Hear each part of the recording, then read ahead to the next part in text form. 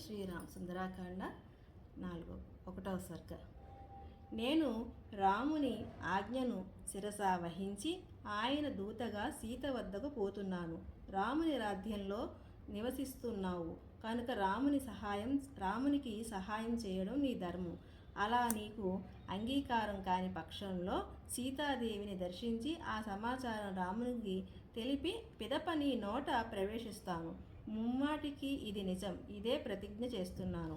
హనుమంతుడి మాటలు విని కామరూపిణి అయిన ఆ సరస నన్ను ఎవరూ అతిక్రమించపోలేరు, నాకటువంటి వరం ఉంది అని చెప్పింది.